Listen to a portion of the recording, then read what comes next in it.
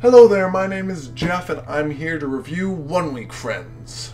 Just a warning, I'm terrible with Japanese and if I butcher names, you have been warned.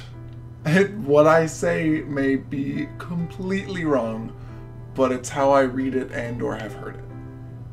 So I know, personally, I like to know whether or not I should watch an anime with as little spoilers as possible. So I'm going to tell you whether or not you should watch One Week Friends. And if you don't want to know until the end of the review, then I'll put a point where you can skip ahead. So I'll wait. They gone? You gone? Okay, if you're still here, yes, watch One Week Friends. It is amazing, heartwarming, tear-jerking fantabulousness. And the art style is wonderful, as hopefully you'll see for yourself. So go watch it. There's that. Now on with the review. So one of the first things I noticed about One Week Friends was the art style. It's warm and comforting and soft lines, no sharp edges. It's just heartfelt and beautiful, which means one of two things. Either it's going to be kind of woozy, fluffy, la la la la la, or it's going to get heavy. And it gets heavy. And it's great. So another one of the things that I noticed right away was that it takes place in high school. That's the setting, which can mean everything from wonderfulness to garbage. So it's a neutral setting for me. High school means nothing. See what you got. So a huge turnoff for me in anime is fan service. Luckily, One Week Friends has no fan service to speak of. Now that we know that cleavage isn't going to be shoved in our face, let's look at the story. So our story is, we've got main character Hase, and he likes this girl Fujimiya, so he asks her to be his friend. And she initially says no, but he finds her on the roof, and because high school anime, of course they're on the roof, and asks her to be his friend. And she's just like, okay. And then he finds out her dark, dark secret, which is she loses her memory of her friends at the end of every week, which is why she's been so cold to everybody. And so you're like, whoa. This can go some real cool places. So let's look at our cast of characters. We've got Hase, our main lovable protagonist, who's fallible, but his heart's in the right place, and he's just a generally nice guy. But because he's also a teenage boy, we get to see just how he interacts in different situations and how he's not necessarily comfortable with different social aspects, which is always interesting to watch. Then we've got Fujimiya, the love interest, who she is, by all means, not really a love interest in this story, which I found really interesting. The two, you really do believe that they're friends before they're lovers in any sense.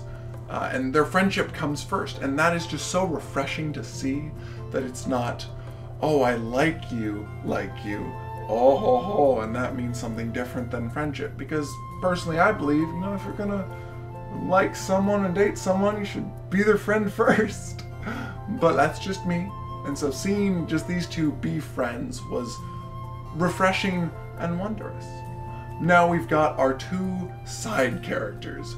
You've got Shogo, who is Hase's good, I think, childhood friend, just good friend, and he's, your solemn, glum guy who is very serious and everything is bothersome. But not really, almost. Like, that's what you think he's going to be right off the bat, but as the anime goes on and you just see these little, inputs or, glimpses into his character, he's a really, caring guy, which makes sense why he's with Hase, and just because, otherwise it's why are these two together other than to be, funny anime play off each other, silly fun guy, emotionless guy, and he cares, but he's also not perfect, and none of these characters are perfect, and just seeing those imperfections is what makes this anime so great. Now, our last character is, I want to say Saiki? When she was first introduced, I was like, I hate this character so much, because she was obnoxious and super forgetful, and it was like, oh, they're just going to do this to play off the fact that Fujimiya forgets her friends at the end of the week, but oh, at least you're not this stupid, lol, lol, lol.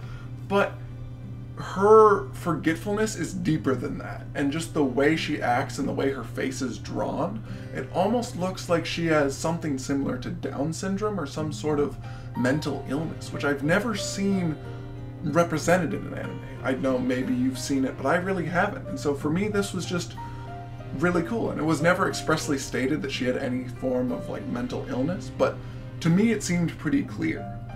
Now, other people might say, oh, it's just her character and she's, oh, ditzy and forgetful, and that's just who she is. But for me, I saw that mental illness aspect. I just thought that was just a really cool thing to have in the show. And if that's intentional, then props to the writers. If not, then cool thing for me to see and experience. Okay, moving on to other things. God, what did I put down? Character development, which I already kind of covered. One Week Friends, I've never seen development done in such a fantastic way, because so many romance animes are, here's our ditzy fun episode, here's our ditzy fun episode, and like every 3 or 4 episodes it's like, here's some character development or insight into the character, and or like maybe once per episode you get like a little sneak peek. But every single episode, and maybe it's just because it's 12 episodes long, but every single episode has a heavy hitting character impact. Like, I mean, not necessarily like, oh, bring me to tears, but just like, you really get to see into who the characters are and their interactions with other people, and they're forced into these situations that are real life in a lot of cases, but just seeing how they react makes you really feel for these characters. And I feel one of the most interesting developments is seeing how Hase allows Fujimiya to open up and gain more friends, but as she gains more friends, you feel for Hase in that he's no longer special. Like, I mean, he is to her, and they later, like, go on to, I guess, address that, but that feeling of disconnect, I really felt for him. I was like, no, Fujimiya, don't make other friends! No! Which is sad, but that's, you really feel for him. And there are other instances of that throughout the anime that are just so well done, and just really make you want to keep watching to see how the characters will develop and how the story will continue. So that was something, another thing that I feel was one of the show's strongest aspects, and definitely one of the reasons I love this show so much. Now on to the conclusion of One Week Friends, and I say conclusion, not ending, for a reason, because anime don't have to end.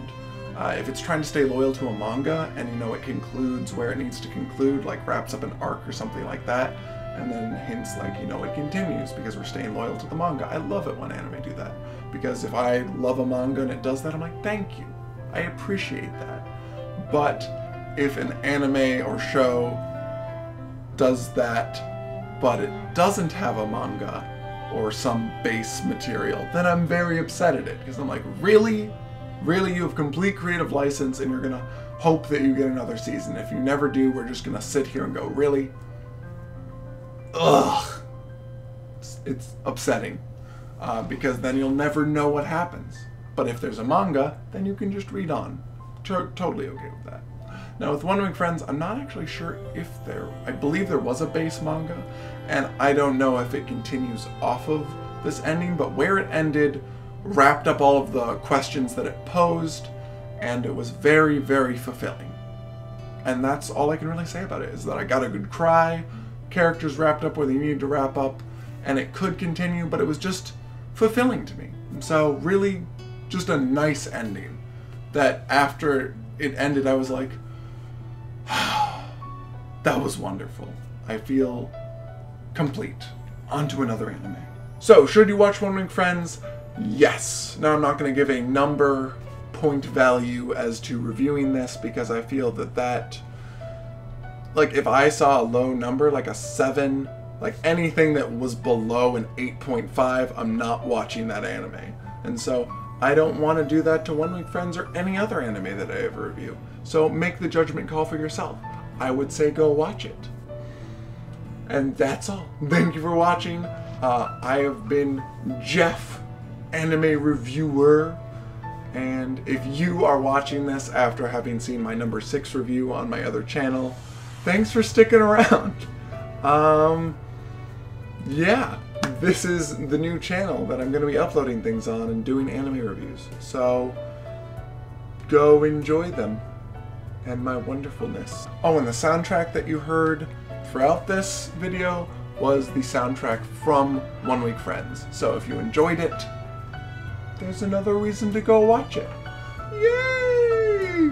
Oh god!